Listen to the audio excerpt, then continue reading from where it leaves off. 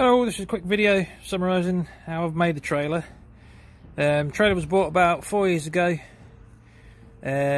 Was 50 quid for basically the rolling shell and a load of rotten wood on it. It was been reboarded about 4 times since then, and this is like the final iteration. Never had a lid as such, and it's been raised up and the roof box has been added. So as you can well no doubt see, the solar panels, they're in a folded state at the moment, but they're attached to the lid. I'll explain what they're for in a bit, but they're ever so easy to deploy. It's just literally slide, and I'll come around the other side and slide, and as you can see,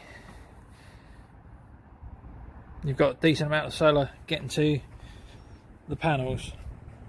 There is a third little one on the back that just stays there, mainly to trickle it when all the panels are folded in.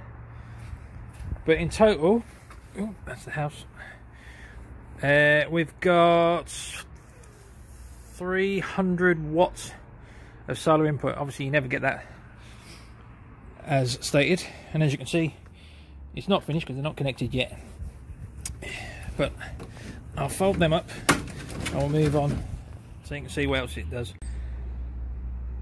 Okay, so we'll move inside now. The locking mechanism, as you can see, one's open, one's locked. These hold it really well, to the point where I actually lost the keys for the last set and I had to rip it off and reboard it again. The gas struts were a mega help to help the lid, because when you get the tent in the roof box, it becomes bloody heavy to lift. They were off our old lift up bed, which I've recycled. So, the heart of the issue, the solar panels coming through the roof, run down, go to the solar controller. Just a cheap eBay 20 amp solar controller, does the job brilliantly. From there, the actual solar input goes to, which is under here, are 3 Leisure batteries. 2, not too sure what the brands were. Another Gumtree bargain, 40 quid for the pair. No, they're 120 amp hour each. And then that one, another Gumtree bargain, is 110. It's giving us 350 amp hours, more than enough. That also supplies power to the 1000 watts, I've got no idea how you pronounce the name of it, power inverter. And from the hookup point, which we have on the outside, which you'll see in a minute, that also provides 240 to the inside of the trailer if we need it.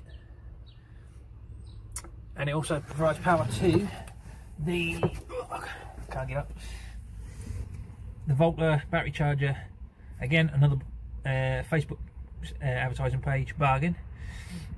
That charges all 3 batteries brilliantly, to the point that actually is false reading. It's roughly, they float at about 13.8 volts. That's an external waterproof 240 volt socket, but as you can see, that runs to a male plug. So the idea of that is, if we have electric hookup on site and I need to run electric, like our electric heater, you can just literally unplug it from the inverter and plug it into there. Thus the hookup comes into that, and then out to the main junction box, which you'll see later on. Okay, so this is the back of the trailer. This is what everything plugs into, so that's pretty standard. That's the electric hookup lead. This is, if I can open it, it's a very tight fit because it's obviously watertight. 240 socket, which runs from that in a loop. Underneath that is 12 volt. So that'll be explained in a minute. And that is an Ethernet lead don't worry, we haven't got internet. That is the remote lead for the inverter, so you can actually remotely turn the inverter on and off. Just a very simple installation. Right, so we're going back inside now. Like the quick release as well. Right, so the actual brain is there, but the heart is this. So, as you probably saw from the first video, the black lead, which plugs into the side, runs all the way to this box here. This is the main thing we take inside the tent. So, everything which we need inside the tent is in here. So you've obviously got 4 USBs, 6, 8, 10 USB sockets. We have 2 12-volt cigarette sockets, what we use for our 2 cool boxes. These funny little stumpy things, they're male 12-volt CCTV leads. But we find they power most of our 12-volt lighting and everything. That's what we have. This is the remote for the inverter. It's damn useful because you get a battery meter with it as well, and you obviously heard the beep when it switches on.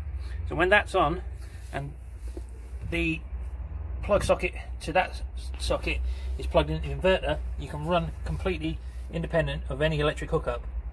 The inverter powers the back of that socket, which in turn comes all the way to them two. Not hugely difficult, just a bit of simple home electrics, to be fair.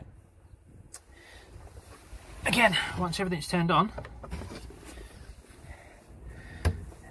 that gives you what the input of the state of the batteries is.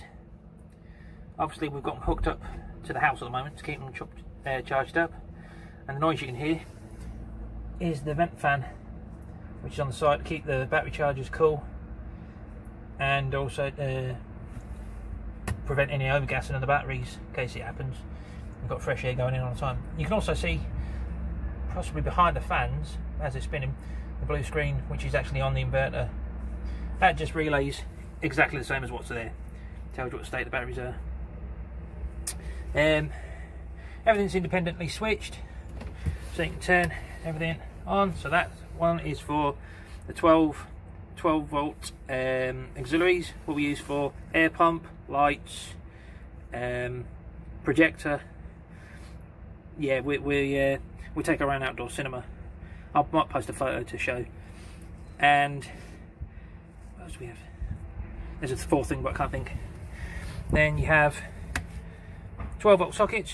As you can see, they all light up. 12-volt USB.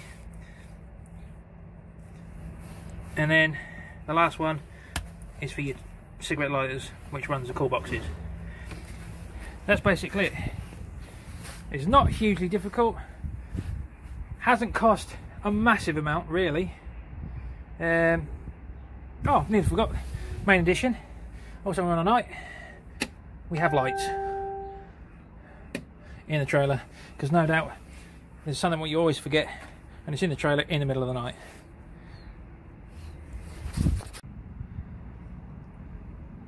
Okay, so this is a quick demo of sort of how everything works. So at the moment we are running off hookup. As you can see, I've got a slightly small party speaker. Yes, we do take this camping, and I think we've only had 2 complaints about it so far. But I've just got my tablet plugged into it. So as you can see, works quite well.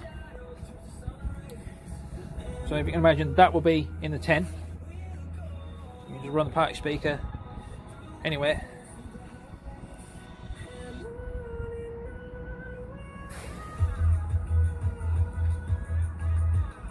Right, now I'll demonstrate how it works off hookup. So background to the input side of the tent. I'm going to unplug the hookup.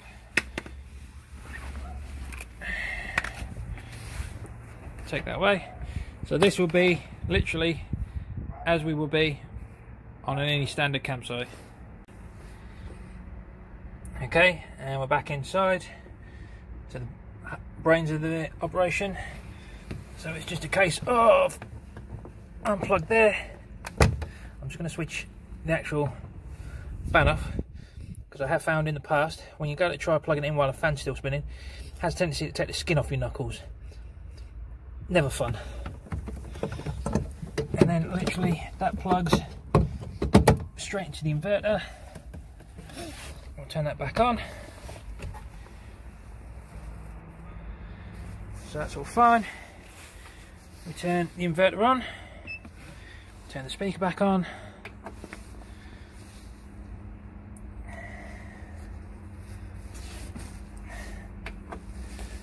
There you go, it's on. And now we're running.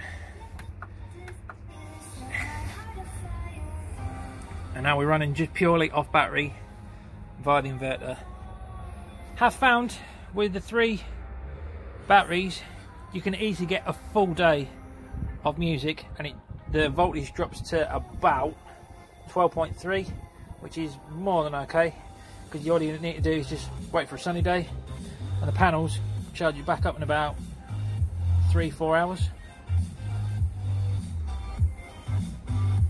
But I mean, with 1000 watt, it's an old speaker, the volume button doesn't work, but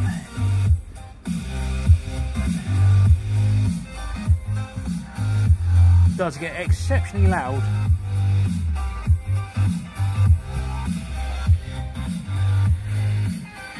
So that's our camping trailer, our camping setup. It does the job.